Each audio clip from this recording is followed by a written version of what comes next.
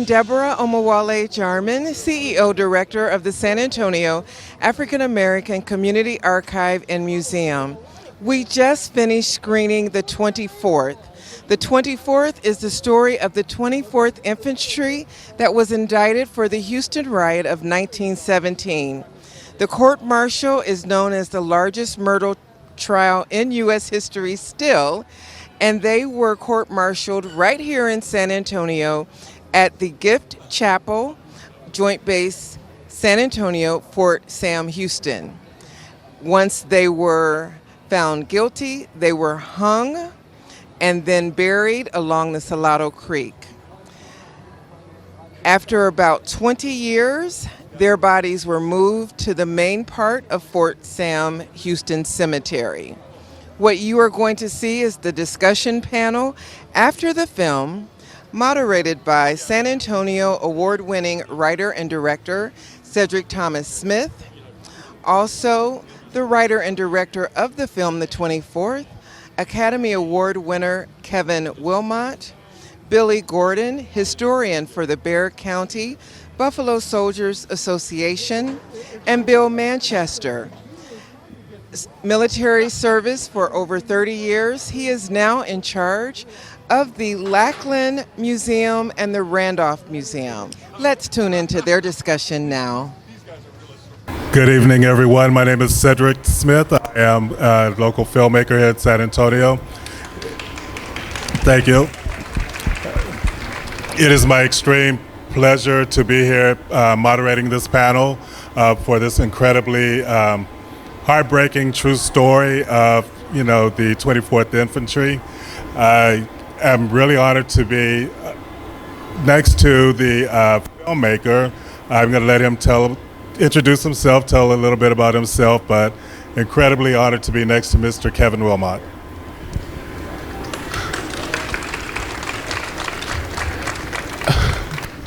Thank you guys so much for coming tonight and checking the film out. It's always great to have the film presented with an audience and see the reaction. My name is Kevin Wilmot, and I'm a filmmaker, screenwriter. Been making movies a long time. How y'all doing? Hey, y'all. Good to see y'all. Been making films a long time.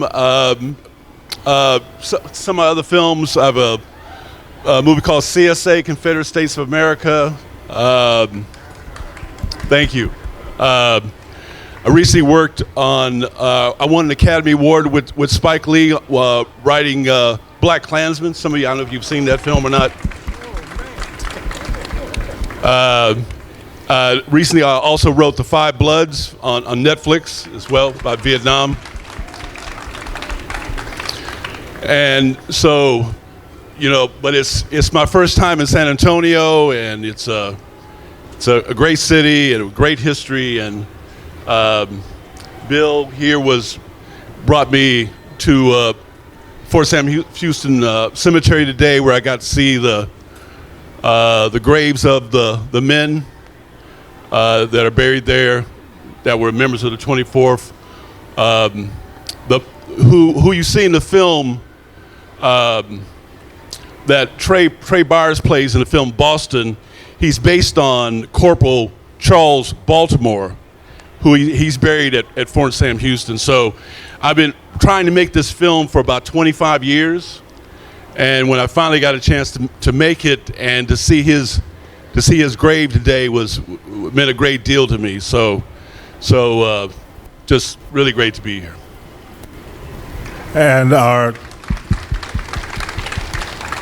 And then we'll let our other two friends named Bill introduce themselves and tell us a little bit about it. We represent educating the public on the service of the Buffalo Soldiers from 1866 until 1941 for the cavalry, and for the infantry it was 81 years up until the Korean War. There is a lot of history with these men, and they didn't have a lot of faith in them at first. One of the biggest problems they had initially in 1866 is that their army, bending to the norms of society, they separated the men into segregated units in 1866, of course. And what that did was those people that was coming from the South with Jim Crow ideas, when they entered the army, it perpetuated what they saw with the separation of those soldiers. So what they suffered then for years was the bigotry, hatred, what have you, that they suffered. Now, this film here highlights a lot of that. And the way that it was handled, of course, it's reminiscent, as I said yesterday, it's reminiscent of a Greek tragedy.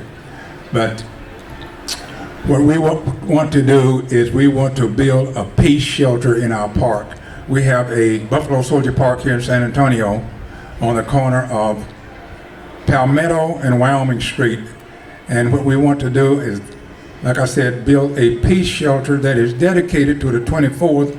But what we want that shelter to state is that peace, men should always seek peace and fair treatment.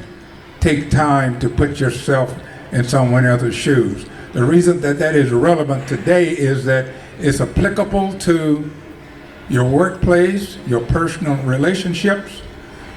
It is a great lesson to point to with this true event.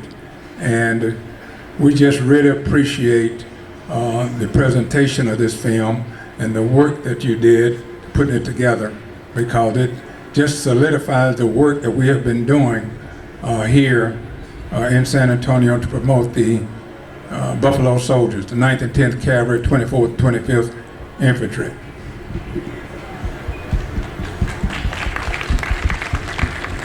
Good evening. My name is Bill Manchester. Is this one? We're going to share, Bill. Hi, I'm Bill Manchester. I'm the director currently of the Air Force Museums and Air Park on Lackland Air Force Base. And previous to that, I was the curator at the Fort Sam Houston Museum. Spent 30 years in the Army, and working at Fort Sam and in the museum, I became interested in the Houston riot trials that took place on Fort Sam Houston and the subsequent execution and then reinterment of these soldiers in the Fort Sam Houston Cemetery. So oftentimes when questions are directed towards the military, whether it be at Fort Sam Houston or the Air Force at Lackland or Randolph, a lot of times questions are pushed to me. So I've taken it upon myself to collect a number of primary source materials, historical accounts, event accounts. So I consider myself kind of a repository of history, in particular to the Houston riots and the trials that took place here at Fort Sam Houston. And it's an honor for me to be able to meet Kevin and Cedric and Billy, and to realize that there's other people out there like myself that actually have an interest in this, in the story, in the history, and everything that has gone into this. So we look forward to your questions.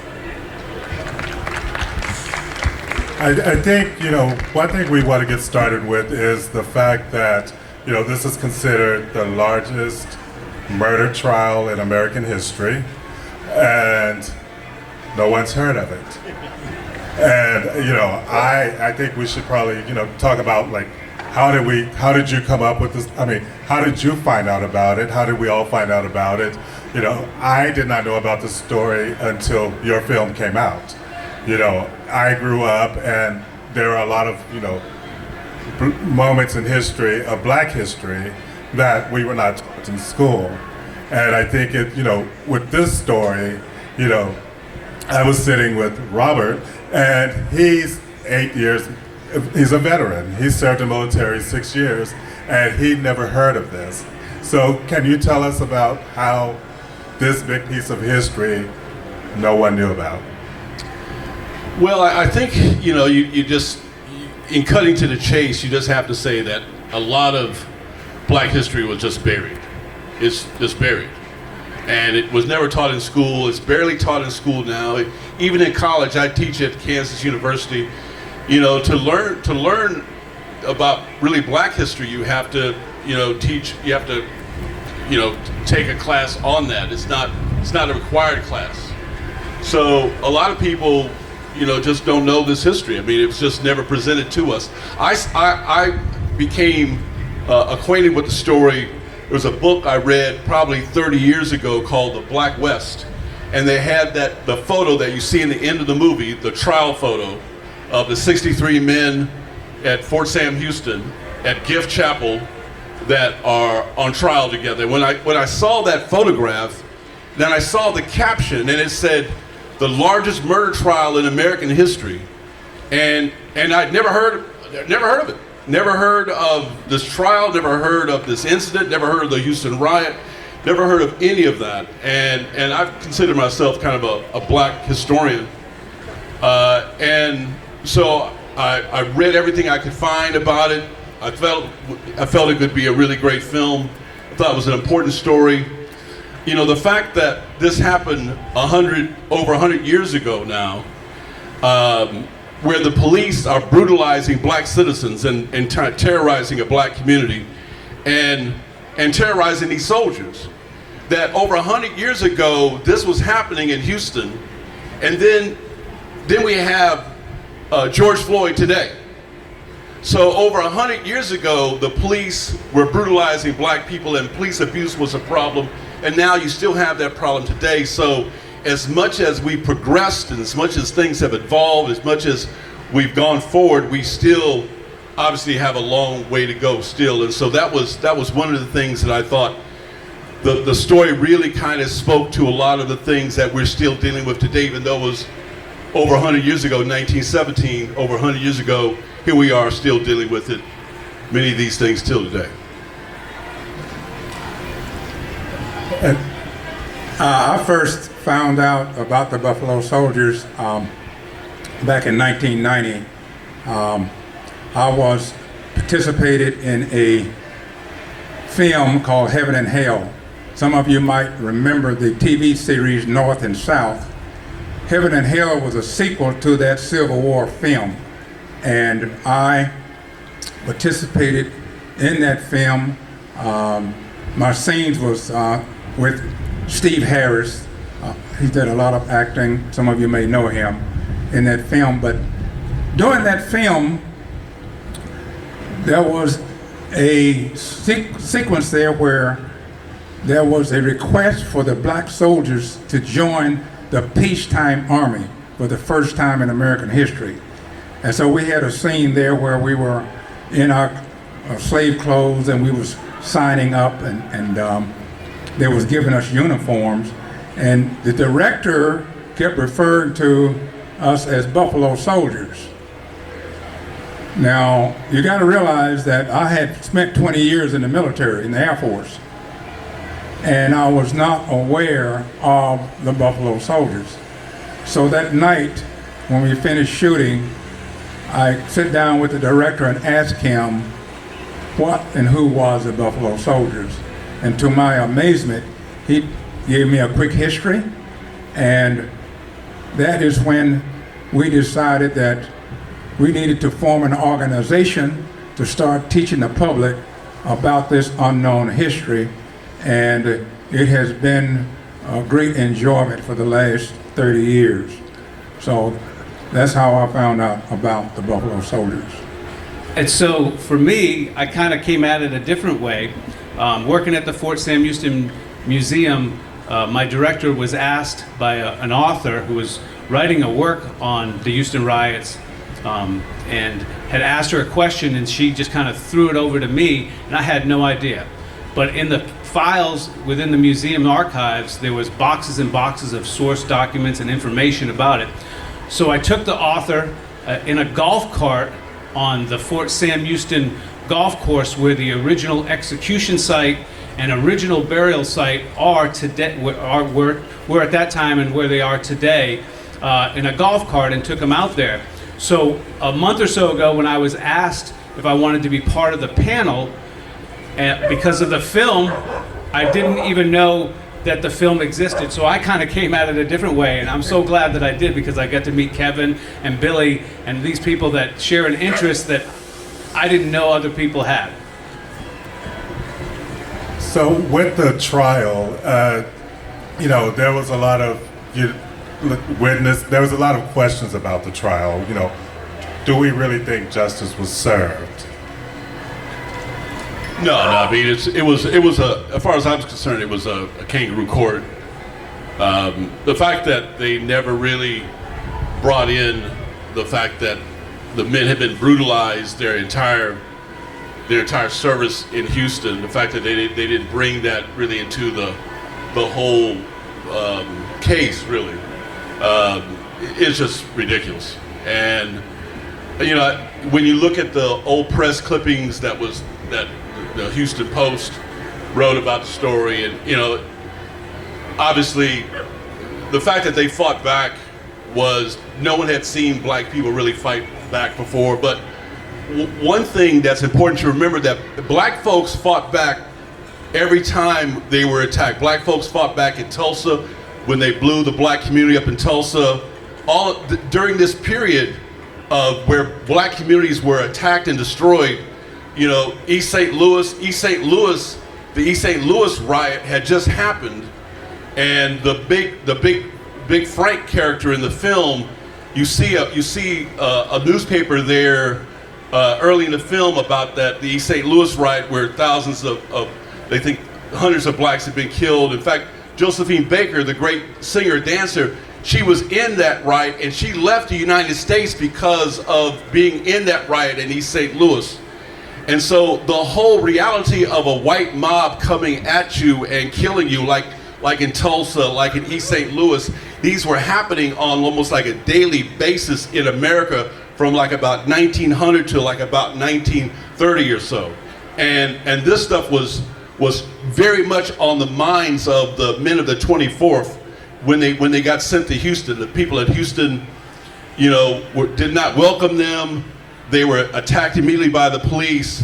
Segregation had just happened. And you got to remember, we kind of show a little bit of that in the film, where these men had fought, the Spanish-American War. They had fought in the Philippine War. They had been treated with a certain degree of respect and dignity overseas. So when they come to Houston and are so disrespected and brutalized, they did not take this very well, and so they fought back. And obviously that was a mistake, but the fact that the trial did not acknowledge what brought them to that breaking point. And we have a line in the film where near the end of the film, Boston's character says, we won't go unheard forever. And where I took that line from, Dr. King had his description of a riot was, he said, a riot is a language of the unheard. And the men of the 24th had not been heard. Every day they were brutalized. Every day they were beaten. Every day they were spit upon and pissed upon and disgraced and just disrespected. And at some point when that happens to you, you break. I was in a riot in high school, and I saw my fellow students break in that riot. And when people break, they do things that are not rational. And that's why when you see riots like the last riots that we've seen in the last year or so in the country, when people break, they burn down their own neighborhood, because it's not about logic, it's about anger and frustration and fury. And when people break, that's the point where you don't want to push them to the breaking point, because when they do, there's no turning back. And that's what happened to the men of the 24th, and the trial did not acknowledge that. And that's, in the end, for my money, that's what was so wrong and unjust about the trial. And if I can add to that, when the trial took place, the defense attorney, there was only one defense attorney. So in all, there were 3 different separate trials. 118 soldiers were tried, 64 in the first trial, the Nesbitt trial, and one defense attorney who was a major, who wasn't very experienced. And throughout the whole process, certain articles were not allowed, like Kevin said, the fact that they were disrespected and harassed by the citizens and the police in Houston, and a lot of other things that weren't included in the trial. And even the currently there's a few folks that are trying to seek clemency for all of those who were tried and found guilty, whether they were executed, 19 of whom eventually were executed, a number of life sentences, a number of shorter sentences within Fort Leavenworth prison. But there is work being taken place right now where clemency is sought for those soldiers, and soon the packet that is going to be put before the new Secretary of the Army will go forward. Already 30 general officers have approved of the packet as it goes forward. So hopefully within the future, in the near future, we'll be able to see clemency for these soldiers.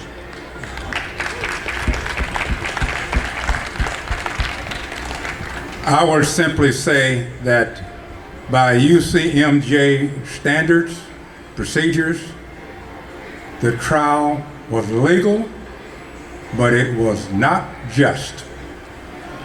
And because of that, the UCMJ had to be changed as a result of what happened to those black soldiers. They had to enter an amendment to the 92nd article that no one from that point on will be executed without the approval of the President of the United States. And what the trial judge did, he was in such a hurry to hang those guys. Now you got to remember now, he sentenced 29 of those soldiers to hang, okay? And President White stepped in and commuted 10 of those sentences. So sometimes, you know, it takes a tragedy to bring about change, and that's one change that that was in the military, happened in the military for both black and white. So that, I'll simply say again, the trial by UCMJ standards and procedures was legal, but it was not just. And is it true that that they were executed and the president did not know, and the press and no Exactly. one knew? Yeah. So exactly, and like Billy said, so the first trial was over on 30 November, started on 1 November, ended on 30 November, and by once the verdict was determined and the 13 were sentenced to execution, the general that was commanding at Fort Sam, Ruckerman, had the soldiers execute the sentence of execution. So the first 13 were executed by hanging on 17 December, 11, right? Yes. Yeah, right. Left, yeah. I'm getting my 1917 and my 17. And like Billy said, there was no recourse. They had no chance for appeal. They had no chance to have the case looked at. And like Billy said, it was fair as it was per UCMJ standards. It was legal, but it wasn't just. And so in January of 1918, the federal government would enact the Court of Military Appeals, so that from then on, any case that was heard that was sentenced to execution had to be, like Billy said, had to be the president had to agree to that. And in the subsequent trials, 2 subsequent trials, another 6 would eventually be found guilty and executed. Now, the 41 were the other 41 soldiers. Was there anything documented as far as what happened with them, the ones that served life in prison? Yeah, so a number of them would serve life imprisonment terms in Leavenworth. Some would serve even shorter sentences. One was found unfit, psychologically unfit for trial. So out of the 118, 111 of them were eventually sentenced. So, and over time, some of those sentences were reduced, some were let free, but once again, you know, these men served with honor. They served with distinction. They were tremendous soldiers who had fought for this country in numerous locations overseas, and yet they were not given the opportunity to have themselves heard correctly or properly, and were not given what you would basically say a fair shake.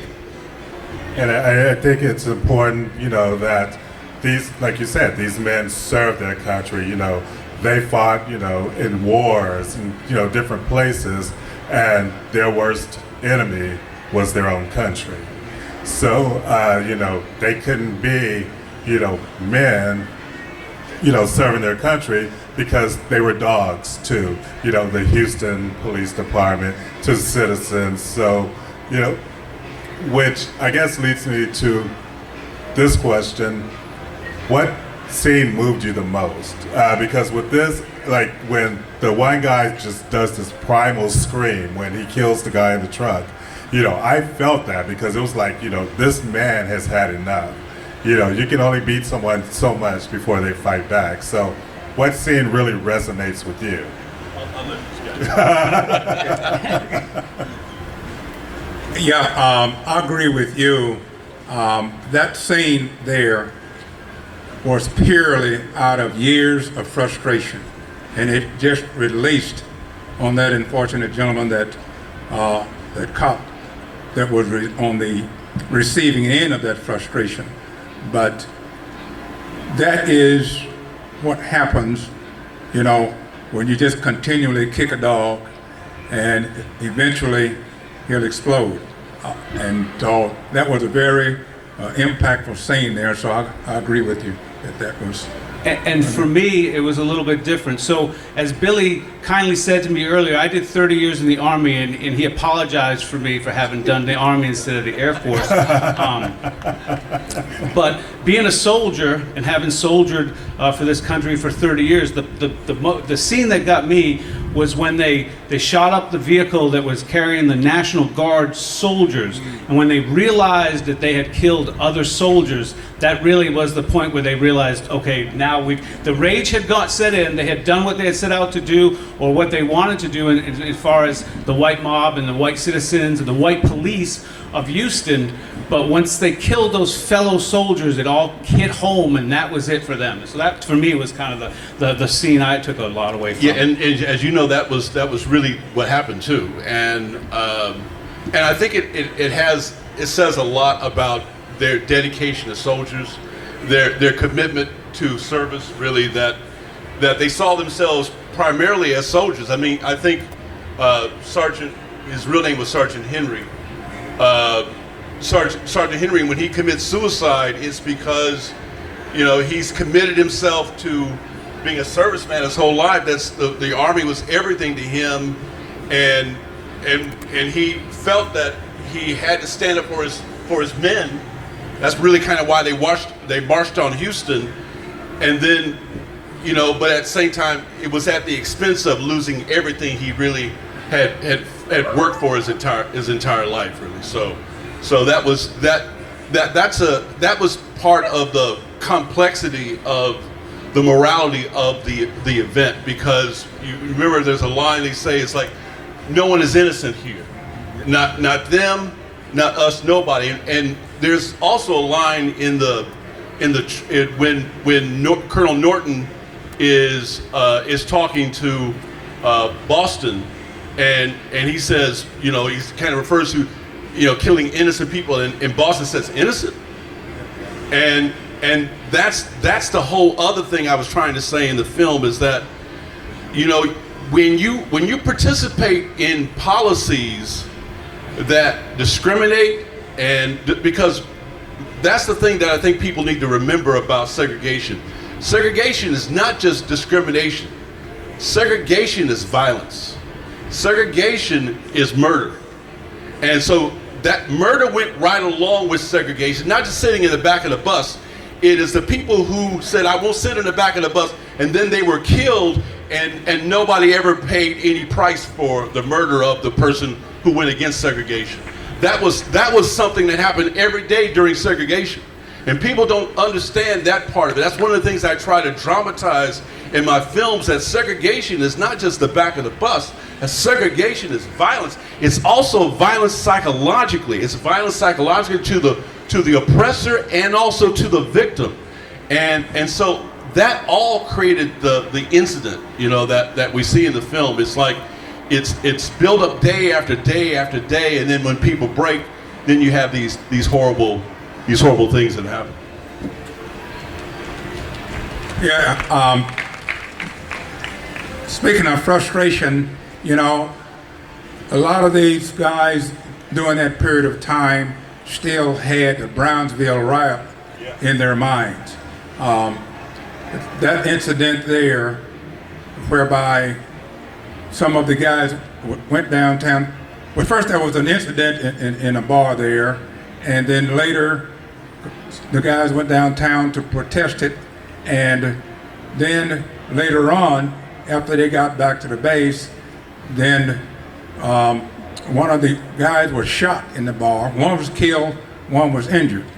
And what happened there is the townspeople blamed the 25th Infantry, the 25th Infantry in this case, okay?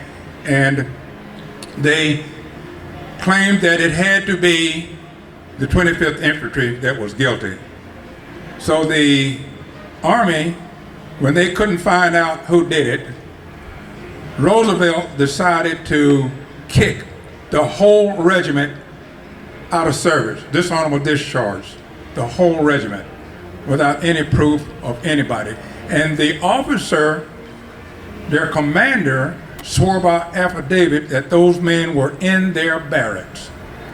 So all of that was weighing in these troops' mind. Of course, these were just some of the major incidents. So all of that builds up in those troops at that time. So it just kicked a dog so much. And let me add to that. So, you know, you don't see it in the film, but these men were set up for failure. They were stationed in Columbus, New Mexico, where they lived a relatively peaceful existence with the local population. They didn't want to come to Texas. They tried to get out of being sent to Texas. Even the Army didn't think it was a good idea to send them to Jim Crow, Texas. And when they did get there, Camp Logan is located in the northeast section of Houston, and the San Felipe, which was the historically African-American section of town, was in the south, well, what did I say, northwestern section for Camp Logan, the southeastern section of the city. So every time that these soldiers wanted to go to the African-American section of Houston, they had to cross through the actual city of Houston. So every time they wanted to go down there, they were wrought with disaster, and it was inevitable that these things were going to build up, especially in a Jim Crow Houston at that time. Yeah, it's important to remember that Jim Crow is just starting too. I mean, that these guys had not been around this kind of thing. And one of the lines we have in the film is when the riot first starts and they start shooting, they shoot the first policeman, and they say, "This is our France." And that was the whole thing. They desperately wanted to fight in France. They desperately wanted to prove their patriotism. You know, W.B. Du Bois called it, the whole idea was that if you could pay it forward, that if you could prove that you were patriotic and succeed fighting in France, that we would get civil rights in America. They truly believed that concept, that idea, and of course never got a chance really to prove it. So I know there are some young people here that might go, what is Jim Crow? So, you know, I just say it's race, you know, it's racist basically. You stay here, you stay there, but let's, you know, give them a little educational Jim Crow. Well, Jim Crow was started under President Wilson. He first started segregation. That was official governmental segregation in Washington, D.C. But you know, kind of non-official segregation that happened in various parts of the country before then, but that's when it really kind of became official. And when he made it official, then it started to spread all over the country as an official government policy. And so when the Buffalo Soldiers get to Houston, it's an official thing. They could not ride on a trolley car without being behind the screen, as they called it. And so that's really one of the things that really angered them the most, and that they had never experienced really before. Yeah, and of course, Jim Crow had actually started what it alludes to is that was a white actor dressed in raggedy clothes, in blackface, and he tried to imitate a stupid, ignorant black guy. And that act became so popular, he toured all over the United States and Europe with that act. And of course, his character in that was Jim Crow.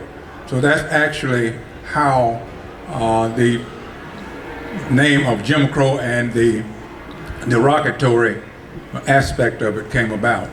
And of course, it took on its own life, as to the black codes and what have you, and the KKK and what have you. So, but that's how it actually got started, from that vaudeville actor in blackface and raggedy clothes. Yeah.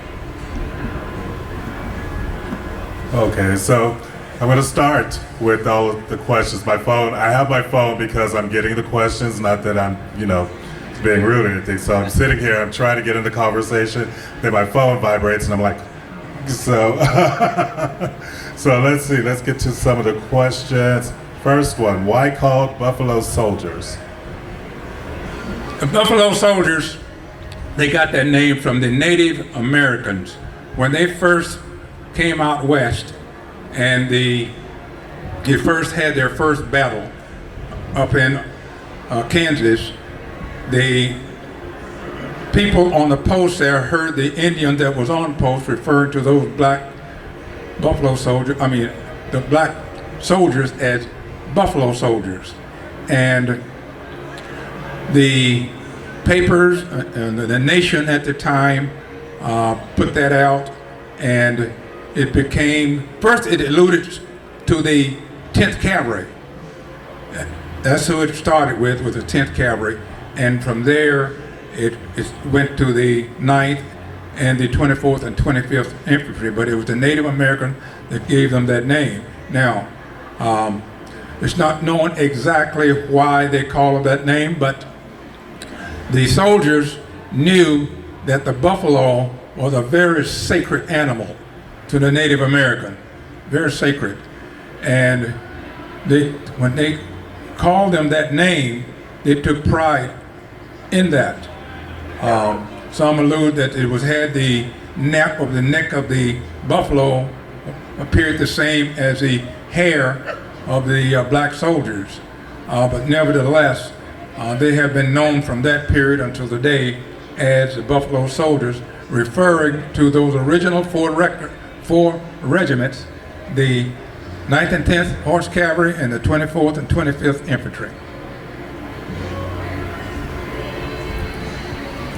Okay, this is a good question. As a black person, what are you hoping white people will learn from watching this film?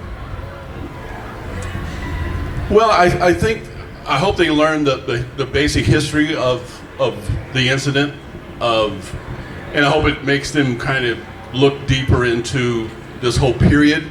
I think the more Americans know about what happened after slavery to like about 1930 or so, because it's important to remember that black folks during slavery slaves were worth a lot of money.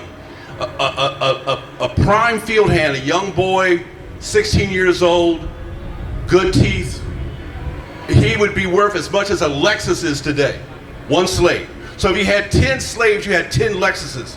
If you had 100 slaves, you had 100 Lexuses.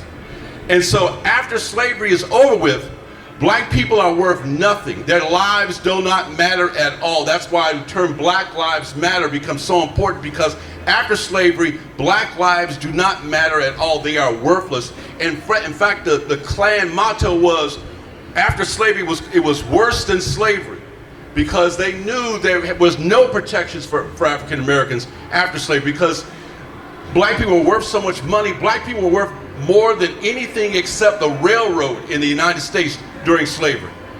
And so that's why the Civil War was fought, because Lincoln comes in and says, I want your Lexuses. So that's the cause of the Civil War. So it's money and control and power. And then after the Civil War is what you see here in the film, that black people are brutalized on a daily basis. The police brutalize them. The police end up being really just the means of control of black people in the United States. And that is still the element that we're still kind of fighting against today, where black people are monitored by the police and controlled by the police and pulled over. I've been pulled over so many times by the police, and they say to me, we just want to check you out. And I ask my white buddies, how many times the police pull you over just to check you out? And it never happens to them. And so all of that comes from what you saw in the film. And that's still, the remnants of that is still what we're dealing with today. And I definitely think that, also, with history, we have to examine the pain of history, even those ugly parts of history we don't want to talk about, so that they don't repeat. I remember growing up when Byrd was dragged in Jasper, and I remember that just destroyed me to my soul, because I could not believe that these barbaric things still happen. So I do think it's important that stories like this are told, because we, in order to move on as a people, we have to deal with the ugly. Yeah, I think that's so right. And just wanted to add real quickly that I think it to be an American today is to be uncomfortable. The more uncomfortable you are, the more American you are. So when you deal with the uncomfortable parts of our history, when you embrace those uncomfortable stories, when you understand that uncomfortable history, that's why the notion of not teaching about racism in schools is the opposite of what it means to be an American. It's the opposite of that. It's the opposite of that. Being an American is trying to find every way we can of understanding each other, of respecting each other, of understanding our cultures, all the differences that we have. That's what makes America great. That's what truly makes America great. And part of that is in understanding the problems that have happened with us trying to become great like that. And that's our history, and that's who we have to know. Exactly. Yeah, that is my sentiment also. I just think that if one would look at this film as a learning curve, and history to me teaches. It can teach us to be better people. All we have to do is put ourselves in someone else's shoes, look back at the situation through their eyes, and then treat people accordingly. Now, this film illustrates what happens when that don't happen. Okay? So that should be our learning curve, I think, is that we should think about how to bring about peace, because together we are a strong nation, Amen. but we cannot be divided. And this film, like I said before, if it's looked at in the right way and the way it's presented, I think it's done a beautiful job in putting this film together. But you got to look at it the way whereby it can be a learning curve. And that's the reason I said earlier, it's very, very applicable to today in our lives, and what can happen when you don't treat people and try to seek peace first. So last question, because I know we got to kind of wrap this up, because we can sit here all night and talk, because my phone keeps vibrating. What is the one thing each of you want the viewers to take away from this movie? What would you tell someone, to go out into the world after this movie? What would you tell them? Well, I think for me, and we've all talked about it. It goes back to the history. This happened. We can't erase it. We can't put it back in our mind and not think about it. This is what happened, and it wouldn't be later on. It wasn't until the 40s that we would have integration for the armed forces, and literally not until the Korean War that we actually saw desegregation of the armed forces. But it was instances like this that would push that forward. And having seen our not only the Buffalo Soldiers from this era, but all the way through the Tuskegee Airmen of World War II, this history built upon to where we're desegregated, and today, we enjoy the freedoms that we do because of our armed forces. And our armed forces, although there is always going to be, unfortunately, hopefully not always going to be, but someday there won't.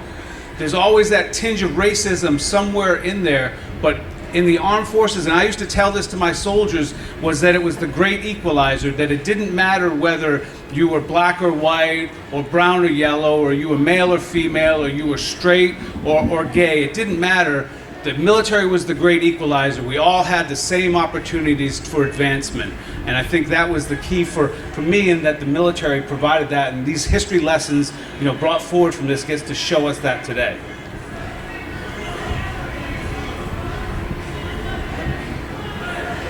Oh, go ahead. No, I'm sorry. No, I agree with that. And once again, I can say that this film really did a lot for me, because I have been at this for 30 years with this Buffalo Soldier history, and I have dealt with learning the raw history part of it, in that the way these men dealt with the Jim Crowism within the military during those contemporary times. Because, I mentioned the Brownsville riot incident.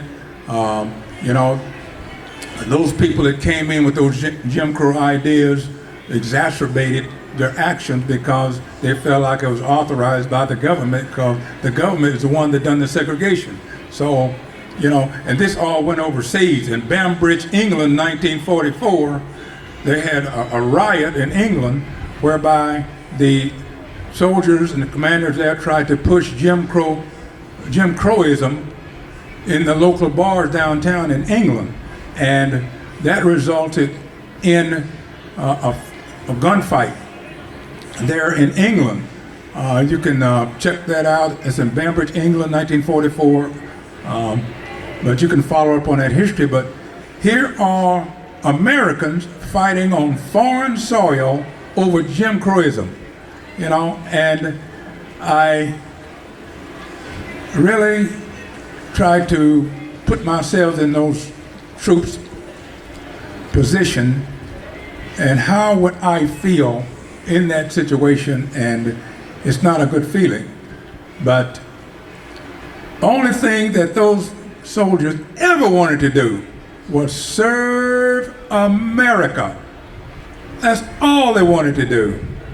And they had a very good time doing it. And a lot of people ask, why in the world would they stay in the military? The answer is simple. As bad as it was better than they had at home. Yeah, I want to thank you guys for inviting me to be part of this. I just hope that people will watch the film and kind of have a better understanding of what makes a riot, what makes a riot then, and really kind of even what makes a riot today. That thing that Dr. King said, that a riot is a language of the unheard. I think that's just super important. The men of the 24th, I got to see where they're buried today. They're buried in your hometown. in your city.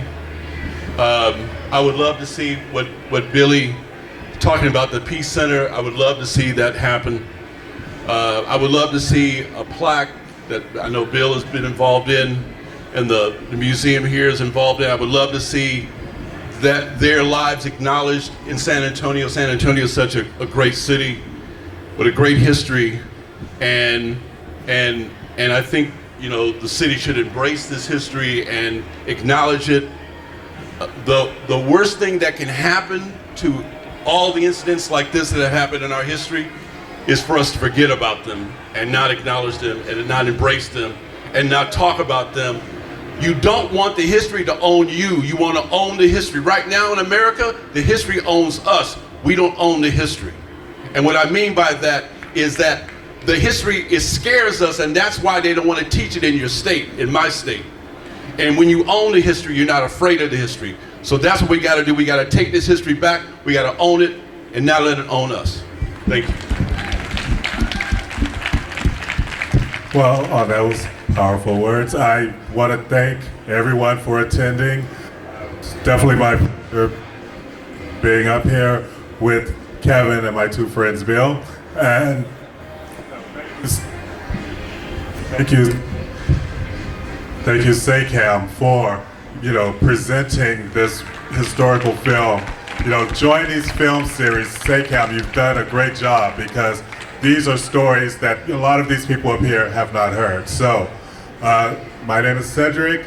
Once again, thank you all for attending, and hope you all have a good night and be blessed. Good job, man. Good job. Great job, man. Indeed. Thank you so much for supporting SAAACAM, for watching this panel discussion. For more information about the San Antonio African American Community Archive and Museum, see our website. It's saacam.org. That's SAAACAM.org. You can also call us at 210-724-3350. Be sure to stop by our exhibit space, SAAACAM at La Villita. It is at 218 South Presa Street, right on the corner of Nueva and Presa. We are open 7 days a week. And remember, Black history is American history. We will see you in the history books.